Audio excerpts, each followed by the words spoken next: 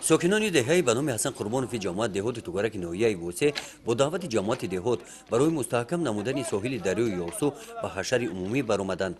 دهه به نام حسن قربانوف بین دریای یاغسو و سیاب جایگیر است. سالهای اخیر در نتیجه سیل بارانگری ها در این خطه سیل دم به رو ویران کرده صدها گکتار زمین های کشاورزی زیریاب ماندند.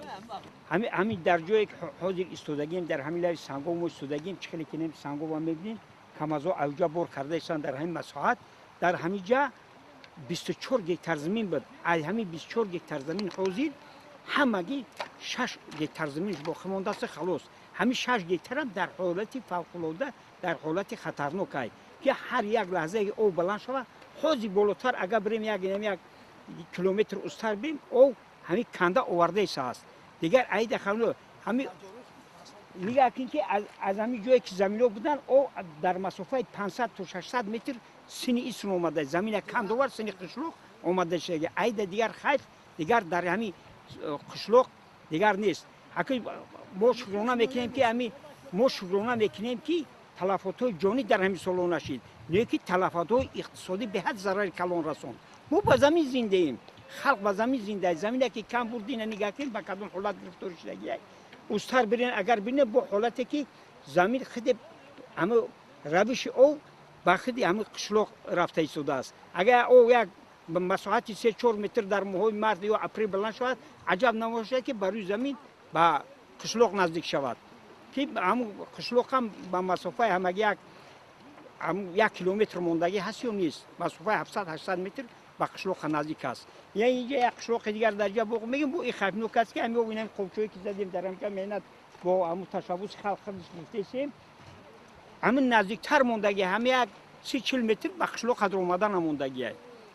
برای همین میگه علاج واقعا پیش از وقوع اگر از این کار را باید ما از تیرامو باید که وضعیت‌های فوق‌العاده را باید اعلان میکردن از تیرامو باید که همین زمین اقلا همین زمین شپور هم نمیکردن دو طرفه با مسافت 800-900 متر دو طرفه بولدوزر یک کانتر همین راش میکرد همون رای خچ او میگرفت میره به این درجه ضررهای اقتصادی بهمون نمیوارد. در مستحکم نمودن ساحل دریا زیاده از 200 نفر ساکنان به حشر برآمدند. حشرچیان چهار پر از خون نموده در ساحل دریا روی هم تل می‌نمایند. همین طور ذره هم باشد میخواهند ساحل را مستحکم نموده پیش روی سیل را بگیرند. امسال نهایت آبی دریا بلند شده با همین رو به نظر گرفته ما تشکیل کردیم حشر عمومی که سرجمانه در اینجا تشریف آوردیم خوبچه‌ها رو پر کرده در اینجا ساحل محکم کرده شدیم. ما میانجوری خشم و حکومت ناحیه واسه و آن سیتاتی کمیته حادثه‌های فوق‌العاده می‌رسونم که امروز تشریف آورده از کار ما دیدن کردن و از مشکلی ما که در اینجا روی داده است با خبر شدن و خرسندانه نقشه‌گذاری کردن که مشکلی این پیش این راه رو با زودی میگیرن البته با سهام‌گذاری خودی همین استقامت کنندگان همین دهه حسن قربانوف. در این روز حشرچیان در مسافت زیاده از 100 متر ساحل دریا لینچه‌های پر از خون گذاشتند. با گفته اشتراکچیان حشر تشکیل حشرها مردم را سرجم می‌نماید.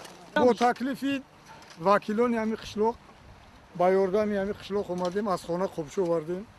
اینا با تشبوس همین خلق اینا چند خوبچه در ساحل زدیم. ان شاءالله که آیندهش امید است که از طرف حکومت باز یاردن می‌شود. همین ساحل محکم کرده می‌شود. همه کسا اومدیم سهام‌گذاری کردیم. زیاده از 2000 خوبچه در اینجا گذاشتیم. از حالت موجوده ساحل دریای یاسو در دهه به نام حسن قربانوف کمیته حالت‌های فوق‌العاده و مدافع گردشدنی و مقامات اجرایی حکومت دولتی ناحیه واسه خبر دارند. روز حشر عمومی آنها به این قطعه آمده وضع نااستواری ساحل را از نزدیک دیدند.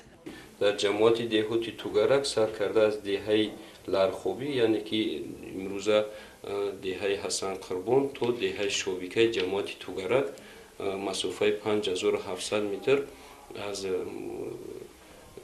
در نقشه از امسال از تابستان امسال بعد سیل‌های موسمی کارهای ساحلبندی درجه و کارهای زمینی آغاز می‌شوند. عموما سده‌های خراب گشته در حدود ناحیه واسه خیلی زیادند. سر کرده از جماعت خدای رجب و دهه‌های پوشیان که هستند کفترخانه عموما همه موضع‌های خراب گشته در حدود ناحیه واسه چی ساحل دریای یاغسو و چی ساحل دریای سرخاب خیلی زیاد هستند. عموما حالت هم تشویش آور گفتن ممکن است و اما با دستگیری یعنی سفر کوری معاون سروزیر حکومت جمهوری تاجیکستان که 4 ینور به ناحیه واسه سفر کرده بودند با اعضایان کاری حکومت خیلی سپارش ها هم داده شد و در نوبت خود مقامات اجرای حکومت دولتی ناحیه واسه هم ستادهای شهر ناحیه های حدود منطقه کلوب هم وظیفه دار شدند تا رفت اجرای کارهای ساحلبندی را تا موسم هم تیز کنند و زیر نظارت قطعی خود گیرند.